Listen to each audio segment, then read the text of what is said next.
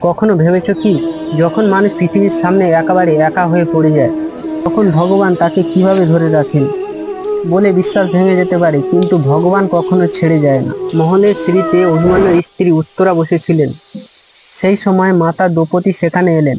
তিনি ধীরে ধীরে উত্তরার মাথায় হাত বুলিয়ে ভালোবাসা দিয়ে বললেন, পুত্রী, জীবনে মনে রাখবেন, ভবিষ্যতে যতই বড় বিপদ আসুক, কখনোই কোনো আত্মীয় বা পরিজনের শরণ নিয়ে যাবে না, সরাসরি ভগবানের শরণ নেবে। উত্তরা বিস্ময় মাতা দ্রৌপদীর দিকে তাকিয়ে বললেন, মাতা, আপনি এরকম কথা কেন বলছেন?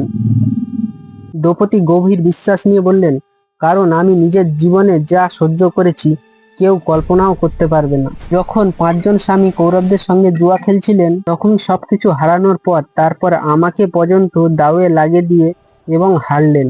তারপর কৌরবরা ভরা সবাই আমাকে ভয়ঙ্কর অপমান করলো। আমি কাঁদলাম, আমি চিৎকার করলাম, গর্জন করলাম, সাহায্য চাইলাম, স্বামীদের ডাকলাম, কিন্তু তারা সবাই মাথা নিচু করে বসে রইল। পিতামহ ভীষ্ম, গুরু দ্রোণাচার্য, ধৃতরাষ্ট্র, সবাইকে ডাকলাম, কিন্তু কেউ আমার দিকে তাকালো না। সবাই চোখ নিচু করে রাখলো। আমার চোখে জল ঝরছিল, কিন্তু কেউ কিছু করলো না। একটু সাহস দেখলাম না যে আমার চোখের দিকে তাকাবে।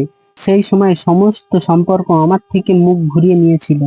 আর ঠিক তখনই দ্বারকার শ্রীকৃষ্ণ অস্থির হয়ে উঠল। তার প্রিয় সখী দ্রৌপদী বিপদে পড়েছে। রুক্মিণী এসে বলল, নাথ, আপনি এত উদ্বিগ্ন কেন? শ্রীকৃষ্ণ গভীরভাবে বললেন, আমার সখী দ্রৌপদী আজ ভোরা সবাই অপমানিত হয়েছে, আমি কিছুই করতে পারছি না। রুক্মিণী ব্যথিত হয়ে বললেন, প্রভু, তাহলে আপনি যান, তাকে রক্ষা করুন। কৃষ্ণ বললেন, কিভাবে যাই দেবী? যতক্ষণ না সে আমাকে ডাকবে, আমি নিয়মে বাঁধা। ভক্তের ডাকে ভগবানের নিমন্ত্রণ। মনে আছে রাজসূয় যজ্ঞে যখন আমি শিশুপালকে বধ করলাম, তখন আমার আঙুল কেটে গিয়েছিল। আমার সব স্ত্রীরা সেখানে ছিল। কেউ বৈদ্য আনতে দৌড়ালো, আর কেউ ওষুধ আনতে, কিন্তু ঠিক সেই সময় থাকা আমার সখী দ্রৌপদী নিজের শাড়ির আঁচল ছিঁড়ে আমার আঙুলে বেঁধে দিল। আজ সেই ঋণ শোধ করার সময় এসে গেছে, শুধু তার ডাকা বাকি, আমি ছুটে যাব। তখন আমি মান রক্ষাতে তাকে ডাকলাম, হে দ্বারকাধীশ, হে কেশব, হে মাধব, আমাকে রক্ষা করুন। আজ জানো কি হলো? সাক্ষাৎ শ্রীকৃষ্ণ এলেন, আমার মান রক্ষা করলেন। ভোরা সবাই সব স্তব্ধ হয়ে গেল। আমার বস্ত্র বাড়তে থাকলো, আর কৌরবরা ক্লান্ত হয়ে গেল। এবার আর আমার চোখে ভয় ছিল না, শুধু ছিল বিশ্বাস আর ভক্তি। মনে রেখো, সংকট না আত্মীয় কাজ দেয়, না সমাজ সেই মুহূর্তে শব্দের কাজ করে। হে কৃষ্ণ, এখন তুমি সামলাও। আর তখনই শুরু হয় চমৎকার।